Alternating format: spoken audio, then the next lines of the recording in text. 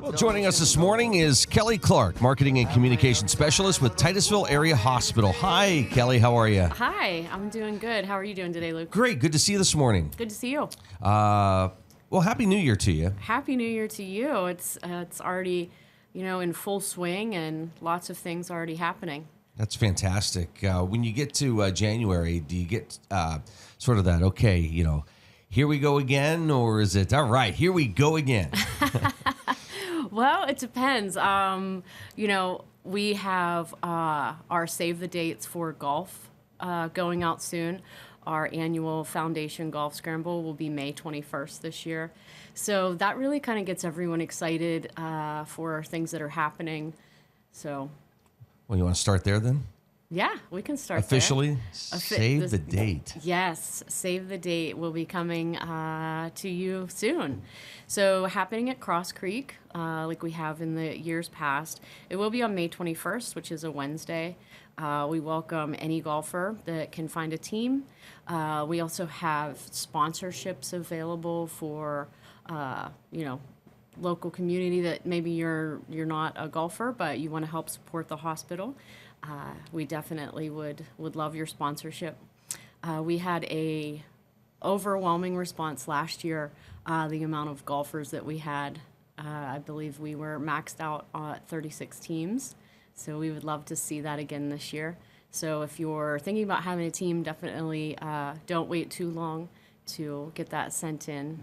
We haven't even sent anything yet, so you don't have to act today, but it will be coming soon. So that's something that we always look forward to at the beginning of the year to kind of get everyone excited for something different and kind of shake off the winter blues. And, it's funny because, well, it's not because it's a lot of work, but here you are in January, you're going to blink and then you'll be at the event setting it up and welcoming golfers.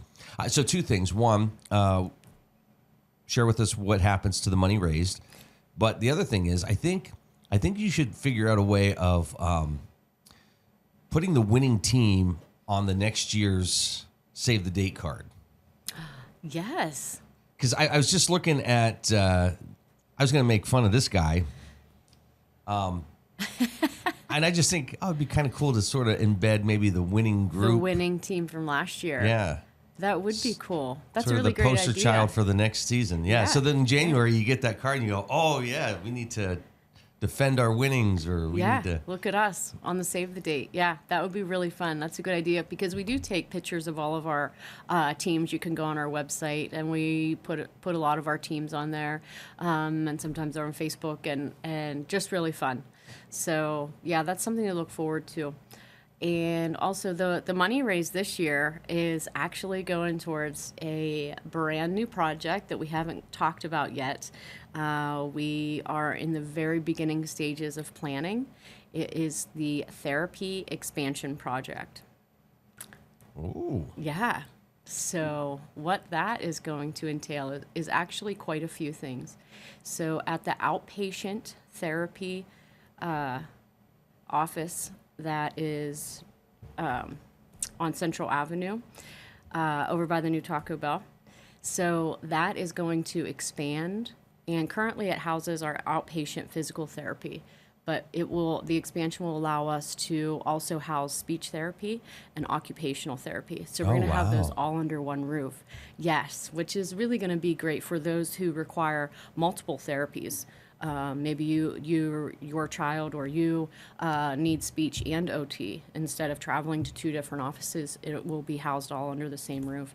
And, really just the continuation of care is going to be really helpful to those patients. That's awesome. Yeah, so there's a lot of other attributes that we are adding just because if we're going to do this project, we're going to do it all. So some of the new OT, occupational therapy things that we are adding, we will be adding a pediatric sensory room, and that's going to help OT and a lot of the peds in the area. This is not offered anywhere else in the service area currently. So just really be able to help the community and offer something a little bit different close to home. Is there a time frame when you hope the project will be all wrapped up? Hopefully by the end of this year. Oh, wow. Yes. Okay. we will be done with that. We will be starting that project probably as soon as the weather breaks. And like I said, we're in the beginning stages of planning and just really going through with all the department heads, like, what are the needs? What are the office spaces need to look like? There'll be separate treatment rooms for all the different therapies. There will also be a simulator room that's also dedicated to occupational therapy. They'll have a kitchen, and it will just really help with daily life. So if you are, seeking occupational therapy because you're struggling with maybe preparing food or, things like that, brushing your teeth, getting dressed, there'll actually be a simulation set up for you so they can work with you doing those things, so that you can learn them with the OT and be able to do those things at home a little bit easier. That's fantastic. That's exciting. It is very exciting. Wow. Because it's such a great PT area to begin with. And then if we can add those other attributes as well, it's really going to set it apart from, right now we have a speech therapy within the hospital, and our occupational therapy is also within the hospital. And, to break those out as a complete outpatient setting, I think will really make a difference for patients. And I'm sure for the employees as well, just to be able to walk to the next room and say, hey, what do you think of this? Or, Yes. hey, I have a patient here that could use, this help. Yes. And Yeah. that's great. Okay. That's a So- big project. Yes, so it's like I said in the beginning, but we're very excited about it. We actually acquired a property close to that, close to the existing building, that's going to allow for that expansion. So it's been in the works for a little while. Have recently started writing grants, so fundraising has started for that. So that will be what our golf scramble goes towards. Excellent. All right. Great cause. Yeah. So I know recently we had talked about the ICU renovation as well. That was a project that we raised money for towards the end of 2024. And it is still in the process as well. So when we start a new project, we always like to kind of finish up with our original project, but it is not complete yet. A lot of the work that is happening in the ICU is done internally from our own maintenance team. And as you know, they have been really busy clearing snow and sidewalks. I think they're, the guy that's like, time to make the donuts. I think they're time to salt the sidewalks. So they've been doing a really great job. So shout out to all the maintenance team that has been keeping the parking lots safe for all the patients. Seems like a talented group of people because there's a lot of, like when you walk in, just a lot of little things that make it so inviting to come in, that they've been a part of, that, you're not hiring the big construction crews to come in necessarily to do, but just the other things that make it a great place. Oh, yeah. They do a really great job. Anything that we can do internally, we like to do that. We do use a lot of local contractors. For the ICU in particular, we have a flooring company coming in. We have a cabinetry company coming in that will be taking care of all of those attributes. But the maintenance team will be doing a lot of it, which saves us a lot of money in the long run. And they do such great work. And that's the thing. It showcases their skills. And yeah, it's great. And every day I'm sure is different for them. As you were kind of saying, today it might be removing snow and... Yeah, I just called him yesterday. I'm like, so can you take down that Christmas tree in the lobby? Always something. Yeah. Also, we're going to talk about the Daisy Award, but again, here's an opportunity to recognize people, and you do that a lot throughout the year, which is nice. Yes, we do. We try to really showcase a lot of our different employees. Definitely, we always talk about our doctors and our nurses, but there are special weeks for the maintenance guys and the people that register patients, the OR people, the people that are working in the ER. I mean, they're there all the time. So definitely, it's a good group of people. Yeah. Let's get into this. This is great. The Daisy Award. The Daisy Award. So this is the first time that we've ever had the Daisy Award. It is an award that was brought by the Daisy Foundation, and a lot of hospitals throughout the area and out the nation use this award. It's in memory of J. Patrick Barnes, and his family put this together. And it is just to really, truly exemplify what it means to be a compassionate, caring nurse. And this year, our honoree is Sally Dunham.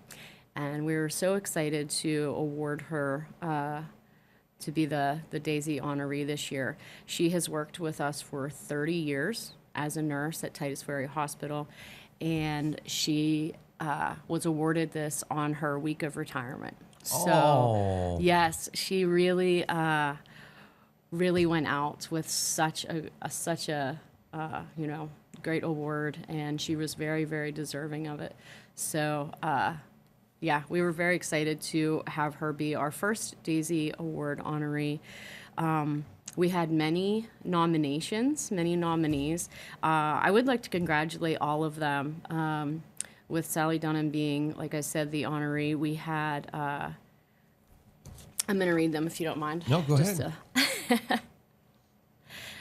Sarah Albajani, Deanna Buck, Katie Carroll, Melissa Carter, Bev Confer, Eric Danielson, Christopher Fry, John Kale, Bethany Kerr, Kelly King, Athena Lamy, Roxanne LaRoque, Trish Leach, Mandy Marsh, Lynn McGarvey, Amanda McMunn, Angie Russell, Samantha Vandevender, and Teresa Waddell.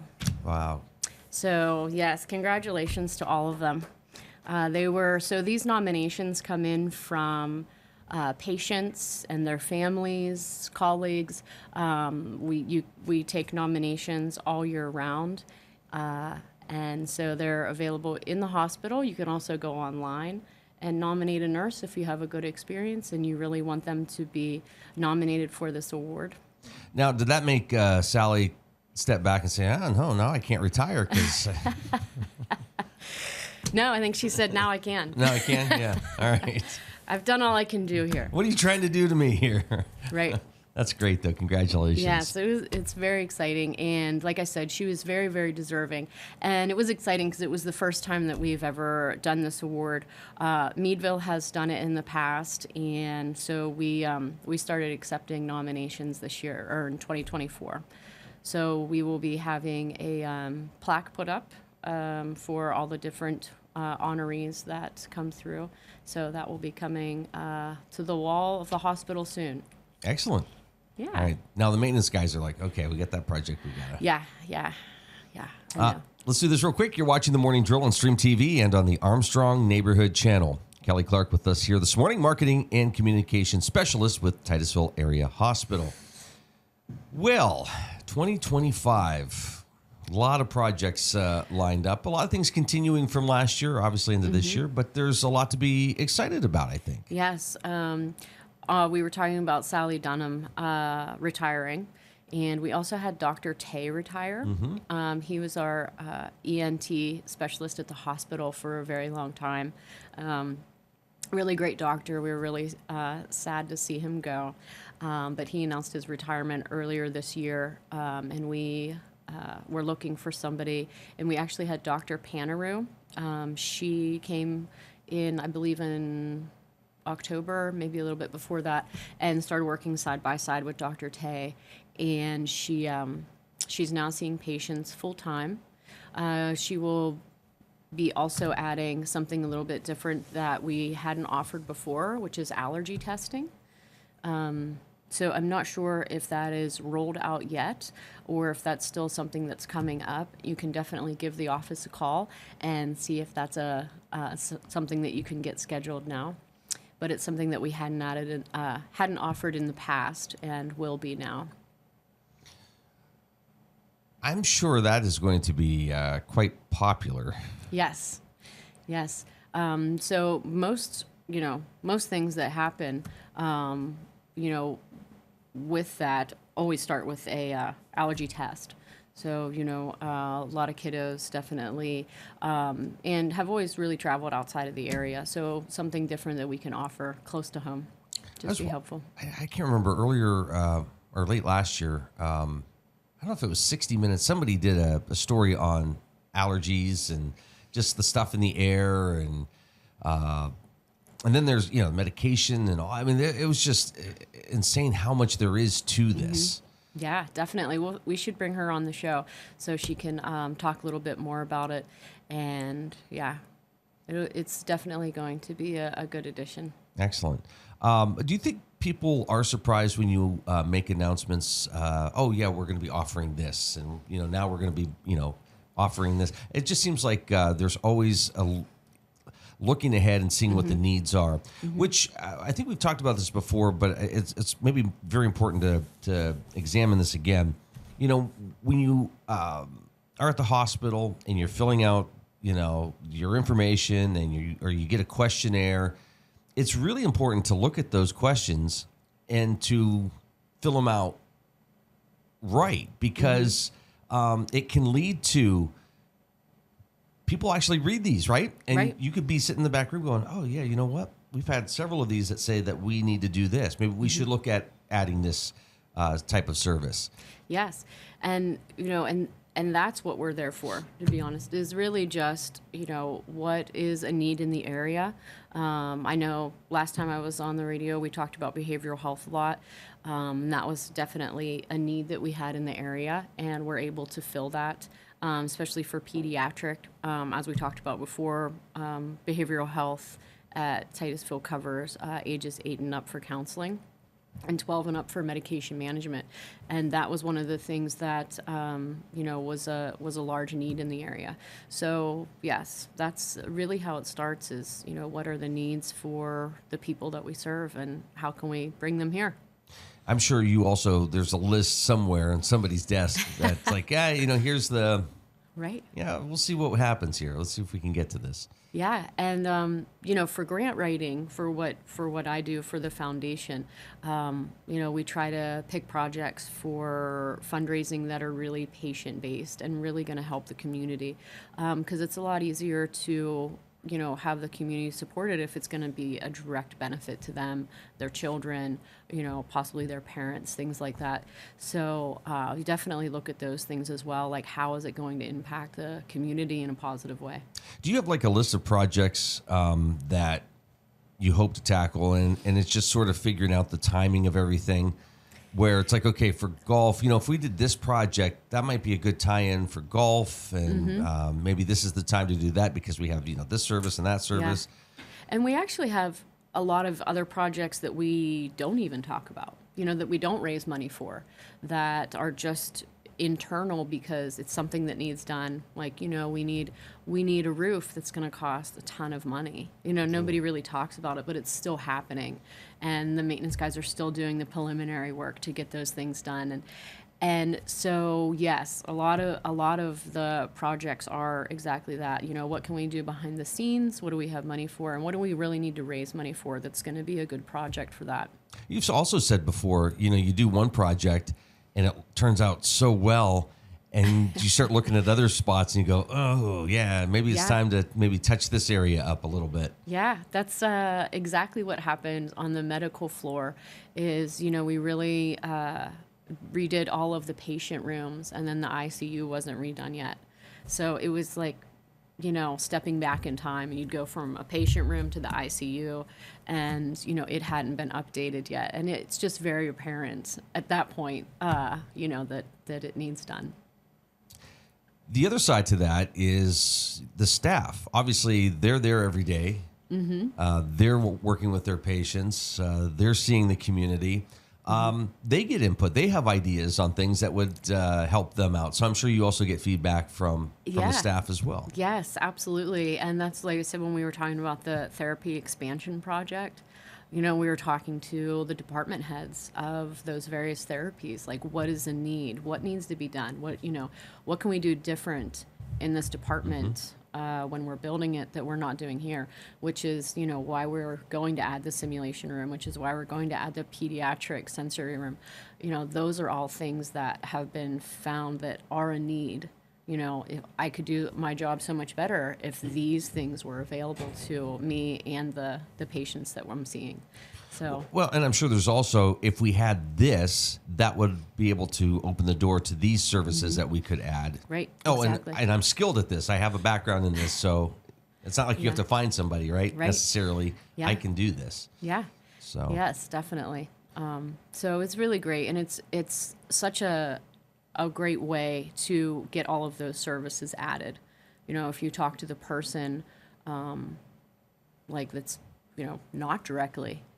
I don't know what the OT department needs while I'm writing grants, and the construction company. So talking to all of those people and really getting a great idea for what the needs are, which is what we do every time. So hopefully we're hitting that mark.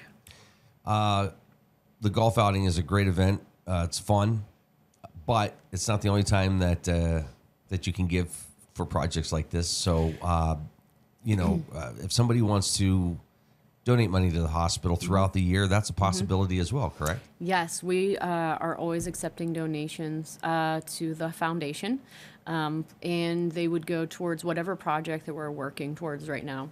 At the end of 2024, it was the ICU is where all of the funds were going towards. And so now that we have those funds secured, we are now going to start working towards the therapy expansion. So if you were to send a check, a lot of people just write to the greatest need, like whatever the greatest need of the hospital is. Okay.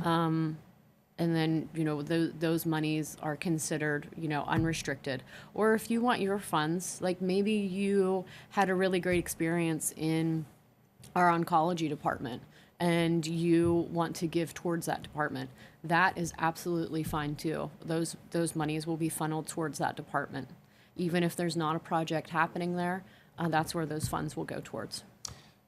Kelly, good to see you this morning. Good to see you, Luke. All the best, and see you in February. Yeah, I'll be here. Blink, and it'll be here. I know, it's coming fast. Thanks, Kelly. Thank you.